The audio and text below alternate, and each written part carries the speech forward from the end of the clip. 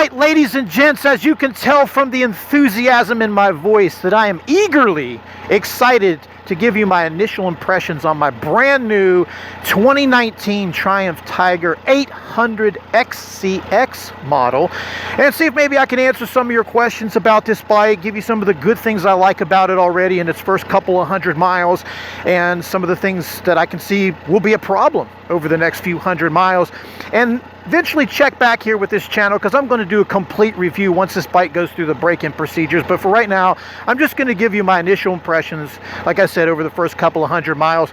Let me apologize quickly. As you'll notice, there's already some scuffs on this bike. One of the things I like to do is take pictures of a motorcycle as soon as I buy it, like right before I ride it, in case I totally spanner the thing up. I want to have a picture of it before it's destroyed. So imagine my surprise as I'm taking pictures of it the other day, and it falls over on the stand, and it scratches up this windscreen, smashes the lever here, totally busts this side panel. This one, the top side panel right here, fairing is okay, but the side shroud plastic absolutely disintegrated. I mean, just come to pieces. Now I've repaired that, shot a little plastic dip on it. I'll do a review on that. Maybe that's going to be up here by the time this one. But the real disappointment is it put a tiny little ding. You can barely see it because the bike is white. Put a tiny little ding in there. What a bitch, huh? I mean, that's just, I didn't even get the honors of destroying this bike, but I threw some side things on it just because I was paranoid. So let's go ahead and just give this bike a spin here and get down to business.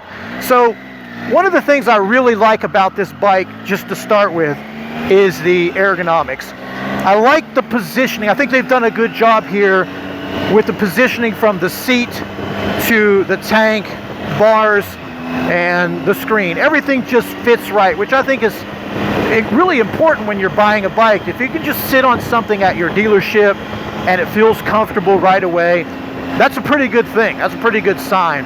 Now, I like this one here too because of the way they've retained a little bit of the sportiness with this bike.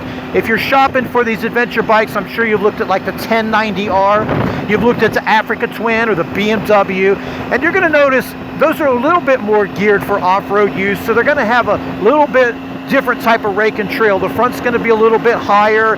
That may be what you're looking for, but I like how Triumph has kind of found a pretty sweet balance between a nice street bike here, but a bike that also feels comfortable and probably, from what I can tell here, will feel decent off-road. Maybe not like the other two, but we're going to find out, and maybe we'll find out today, who knows.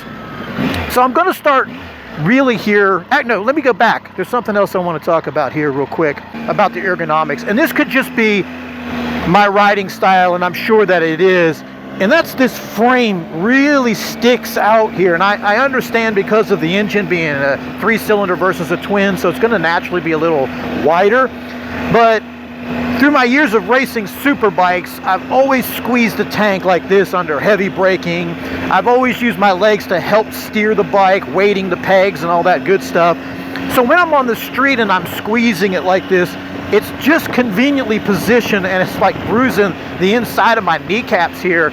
Again, that's not a deal breaker. Maybe it doesn't bother you, but that's something I'm going to have to alter there because it's already starting to bruise them up. Now, standing up, that's no problem whatsoever, but something I just wanted to mention there.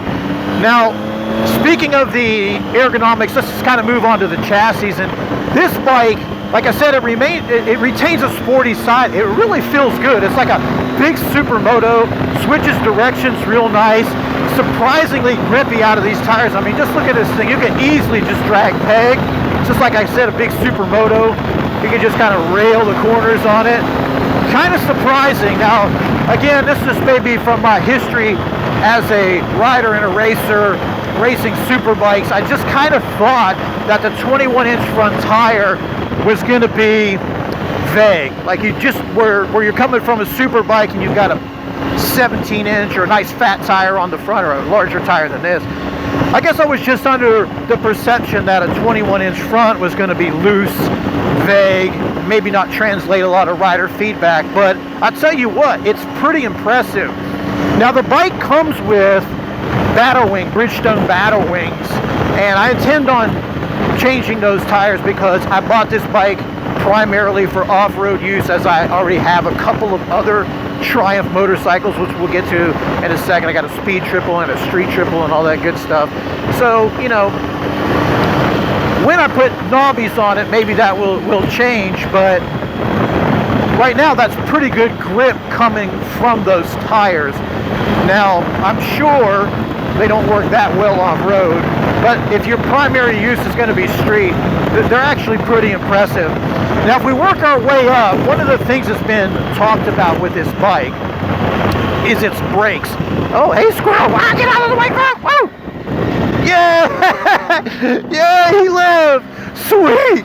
So, the brakes. Yes, the brakes, they work. They work really well. And I think I've got the answer to that, because a lot of people are talking about the initial pull on them, and here's what it is. Let me see if I can show this to you. They do have good grip when you grab them, but what it is there's a lot of play in it. So look, take a look at my thing. This is not even stopping the bike right here. You got this much play. Let's get a little more speed. You got like this much play, and the bike's not even stopping. It isn't until you get about right there. See that? That's where you start getting your initial bite. Now from that, it's pretty good, see? You get a nice bite, you know? I have ABS off, by the way, so that's probably why you hear some of this bark. But I think that's the issue with it. Now, this might be something that we can adjust out of here. We can work through maybe adjustment of the lever, or it's something that you may just have to get used to. So if you're coming from another motorcycle that has really, really responsive brakes, like my speed triple, for example, if you grab them and they bite right away, it's going to take a moment to get used to it. Because when I first got on the bike, I was like, the brakes don't work, because you just hit them like this, like that. You don't really get the thing to stop. So, but once you get used to it, I think they've got a good feel to them. And as obviously you see, as Mr. Squirrel, his review would be, brakes are pretty damn good, thanks a lot. So if we kind of move up there, we'll talk about the engine on this bike, which is one of the main reasons why I ended up buying it. As you've heard me mention, I have a speed triple and a street triple, and it was many years ago I had the opportunity to race on a Daytona 675, and that was my first experience with a triple engine. And just from that moment, I absolutely fell in love with this triple. Now, I've never been a big fan of twins. I raced some Ducatis and stuff like that, but I never really liked the way twins delivered their power. Again, this is just my preference. You may totally hate triples. I'm just giving you my opinion here. Take it for what it's worth. But I fell in love, and from that moment, that's all I've had is these Triumphs. I love my street triple. I love my speed triple. I do track days. I just love it.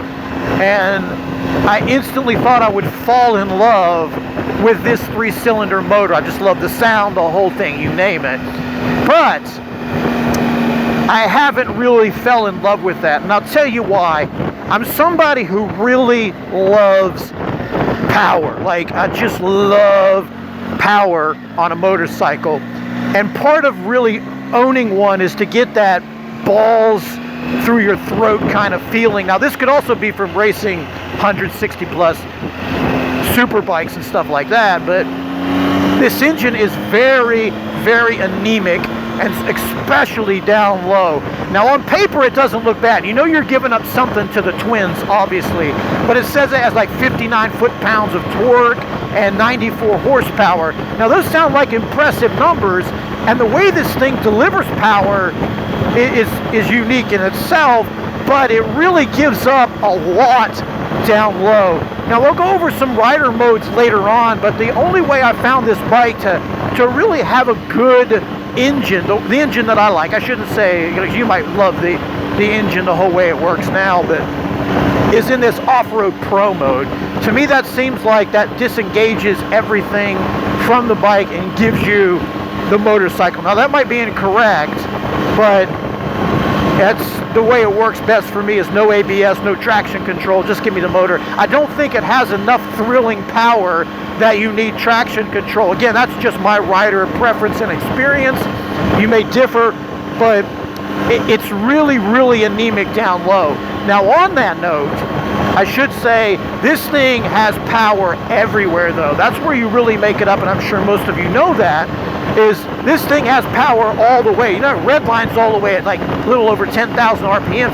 I mean, there's power everywhere. Look, it just keeps on going. Like I'm in fifth. Look, it just keeps going and going and going and going.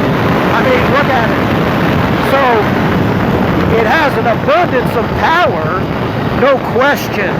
So what I may do is probably work a little bit with the gearing, maybe drop a tooth in the front or add one to the back. I'll mess around with that a little bit later after the bike is broken in, because there's definitely a lot of top end and middle to give up if you want some lower torque. Now, if you want to know why that might be important for some of you who could be new to these bikes, if its primary use is going to be off-road, you know, you can already feel the bike would struggle to wheelie. And that's cool. You want to be a hooligan. You kind of buy a bike to be a hooligan somewhat, so wheelies are awesome. And you want to do wheelies because that makes you feel like a hooligan. And that's what we want to be on bikes. But more importantly, if you're going off-road and you encounter an obstacle and you want to like wheelie over a rock or wheelie over a log or wheelie through maybe a shallow lake crossing or something, you know, and it all of a sudden comes up on you, you're going to have to pop that front tire. I can already tell it's going to be, you're going to have to really clutch that, really have to work it, maybe versus something like a KTM 1090, which you just give her a little gas and up she goes, probably in second or third. This bike doesn't feel like it would even, you know, first will be a struggle, maybe second, third, and so on. So my kind of review here of this motor is, it's a little anemic down low, especially compared to my other two Triumphs, which obviously that's to be expected since the power to weight and all that kind of good stuff. I'm just going to pull over here real quick and talk before I get on the freeway, because I want to see how this bike handles on the freeway. But also another reason for that is, one of the things I've loved as well about the Triumph engine is the reliability. Like I've said, I raced this Daytona 675 and it never gave me a single problem, like no major problem. I just put brakes on the bike, changed the oil. I've got 22,000 miles on my Speed Triple. I've ridden that thing everywhere. I've used it for track days. I've ridden it to a track, rode it on a track, and then rode it back home. I mean, I love that motorcycle. 22K miles. All I did was adjust the valves, brakes and oil on that bike. Same thing with the Street Triple. So I'm convinced, or I'm sold, let's say, that this bike should produce a real solid, reliable power plant. And that's important, especially if you're going to be going off grid far, 100 miles, 200 miles, and you're going to get deep in the backcountry, which is what these things are for. Then, you know, you want a reliable motor, because you just, you know, that's obvious. You don't want to break down. So that the power plant there, I think I'll get used to it. Maybe we can change something with the gearing here, but for the most part, it's a little anemic down low. I'm sure a lot of that has to do with the weight of the bike and the way the weight's positioned with the tank. Like I said, with the rake and trail, you got a little bit more aggressive style when you're kind of sitting on it here. So that's probably the issue there. But again, we'll mess around with that. Now, I want to kind of give you an idea of how this thing operates on the highway. Let's get out here. Sounds good, doesn't it? Now, I've got the windscreen adjusted to its lowest setting. It doesn't seem like you can adjust it here on the fly, up and down like this. But it doesn't seem like no matter what you do, it makes that much of a difference. It still has some head buffering, like you can feel a little bit of buffering coming your way. Like it kind of conveniently hits my head just in the right spot. But it doesn't seem to make much of a difference. I've never really had a bike with a windscreen. Sorry, I'm going so slow on the freeway. I don't want the wind noise to cover up my voice, but I've never really had a bike with a windscreen, so this is kind of new as well. Now, like I said, the bike's real comfortable. It's got like this really sweet seat on it. I've got the XCX model, which is the step down from the XCA, and you save about $2,000. I saved about $2,000 on that over the XCA model. And what you give up is heated seats, a couple of different rider screen changes that you can make, aesthetics, and then a custom rider mode that you can make. But the big thing I think you give up there is the center stand. Oh, you also get LED lights with the XCX, excuse me. But I think the biggest part is that you're giving up this center stand. So if you're doing off-road, it is kind of nice and convenient to have a center stand. And this one doesn't have it, but again, we'll come up with some sort of aftermarket mod. So it does have the heated grips though, which I've tried. I like them. I've never had heated grips. I mean, it's amazing. But I'll tell you what's really sweet, and was again another reason why I kind of picked this bike up, because these Triumphs come with a lot right from the factory. Like, they just come just laid out with all kinds of goodies. Is cruise control. I mean, again, I've never had a bike with cruise control, but you just reach over here. I mean, look at this. You hit it twice, and this. Oh my God! Look at this. No head. Oh my goodness! This is like a giant leap for mankind. Oh my God! This. I mean, when you're doing a long trip, how could you not? Oh, look at this. You could just sleep. I'm telling you, I'm so excited. I mean, you could just ride this bike. Amazing. I mean, I love this. I use this just because I want to use it. Like, if I'm just going down the road a mile, I'm going to use cruise control. That's so nice. So that's another good little thing here. Not a good thing. That's like an awesome thing here. Just having some good cruise control. So tell you what I'm going to do. I'm going to pull over and we'll talk a little bit about this screen and all the stuff that's on this upgraded TFT display. Okay, so I pulled over here to get rid of some of the wind noise. Let's talk about this TFT display. This is also another reason why I like this bike. I mean, I know the display doesn't mean anything to the overall performance of a motorcycle, but I just got a boner for this iPad kind of display, and I don't know. Now that I've had it for a couple hundred miles, it's not all what it's cracked up to be. In fact, I never even look at it. I've ridden bikes my whole life, but barely ever looked at the instrument display. So anyway, let's talk about this. It comes with all these different rider modes. I'll go through them here real quick. Still getting used to the toggle. You got this rain mode right here. Again, before I even talk about these, I don't know a whole lot about them. It's very vague in the Triumph manual, or at least the manual that I got. But I'll go over them with you. I've ridden them in each one, and I'll just tell you what I think. And as I do the full review, once the bike breaks in, we'll go into this a little more. But this rain mode obviously is for rain. And the road mode is for the road. This is great, isn't it? And this is a sport mode. Now, as I said, the bike, it seems like no matter what mode that you're in, once you get past 6,000 RPMs or in the upper range of the bike, it makes no difference. Like, it all seems to have the same cruising RPMs at 70 miles an hour, 80 miles an hour, no matter what. It seems to be how it delivers that power from bottom to mid. And like I said, with such anemic torque, at least for me, maybe it's not for you and there's nothing wrong with that, but, you know, from my experience here, these are nothing. I mean, the bike doesn't have enough power right now that I feel like I could ride this thing in the snow on an ice bed and with nothing on it. It just doesn't. It's really smooth. I don't know if I said that in the last section, but the way that it delivers the power is very smooth. The fuel injection on this thing is precise.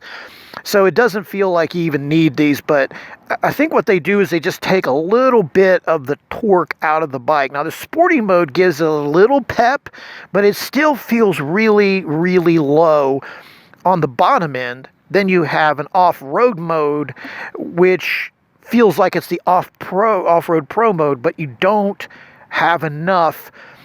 I think what I'm saying is it doesn't allow you to take away any of the rider aids, like you have ABS in there.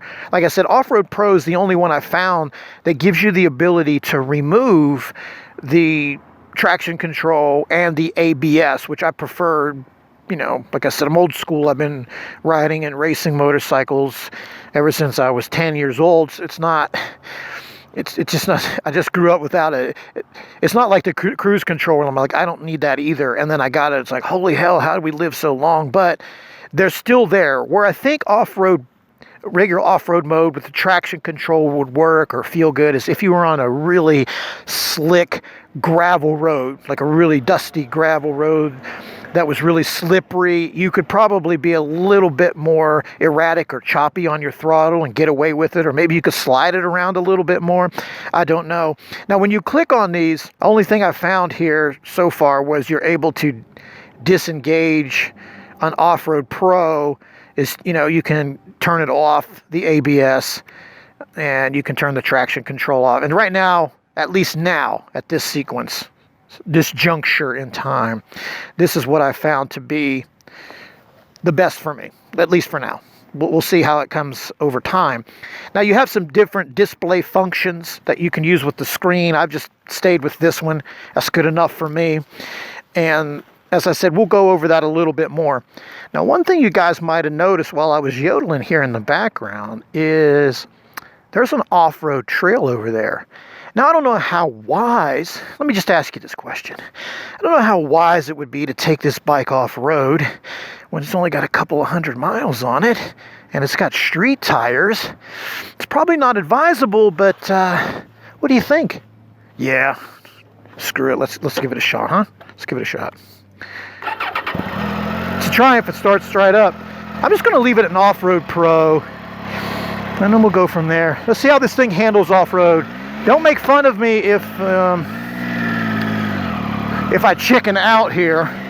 Again, I'm a little concerned about these street tires, but this is the XCX model. It's got the WP suspension. Let's try it out. Oh yeah, not too bad. Almost killed a guy on the KTM. Yeah, this feels pretty good, guys. Oh yeah. I should probably go a little slower, but nah. Oh, it's soaking up these bumps real good. It might be a little bit harsh. Now, this front suspension does not have a preload adjustment. Oh yeah, it hits those real good. Oh yeah. Got a lot of good mid-range right there. Oh yeah, I like it. Oh yeah. Ah! I better slow it. Not bad. Let's see how it hits this bump. Yeah, just kind of right through that. It's pretty impressive there for a big 500 pound. Now you can definitely feel the weight of this motorcycle over, obviously, a dirt bike. But this engine really does work good here. It's like just chugging along. I got it in second. It's just chugging along pretty good. It's predictable when it slides, so like if I get a little, yeah, see, let's go through some rocks. Oh yeah, let's get through this stuff. Oh yeah, let's try this. Yeah, it's not bad at all. Like I said, I think it could be a little softer for this one, the way they've got it set up, but it's doing pretty good. Just kind of goes right through this stuff, huh? Like I said, I probably should slow down, but these tires, I gotta say what, guys, these tires aren't working that bad. I mean, of course, they'd probably suck in mud, but definitely not bad whatsoever here. Oh, look at her go. Look at her go. Yeah, that's what I'm talking. Shoot, I feel like I should be in the Icon video here. Oh, yeah, that's nice. That's nice. You can just pitch that rear end. I'll tell you what I want to try. Let me try. Oh, I didn't mention the gearbox. The gearbox is really nice on this bike too. Let's try it with the traction control and ABS. Let's just give it. I can see how maybe like if you're going down a steep hill too, where the front ABS would be nice. But let's. Yeah, let's see what this difference is. Oh, that's like, that really takes some power there off the bottom. Yeah, see, it's already spinning, but you could just reel it, I guess. Can you hear that bulging? I don't know if you guys can hear that, but that bulges out a little bit when you really hit the throttle. I'll do it up here again. I want you to listen to it, but hear that? Hear that bulge right there? That might not be part of the bike. Yeah, there's a little bulge right there. A little bit of, let's put it in the other one. Oh, there's a light blinking there. Maybe there's some sort of issue with that. After I just got done yodeling about, so we're in some deep sand here. I don't know if you can see it. Whoops. Take it easy. Take it easy. Now let me ask you something, guys. There's a really steep hill over here. It's all rocky, steep. Should we take this bike up it? This big 500-pound bike with street tires on it? I mean, it's not advisable.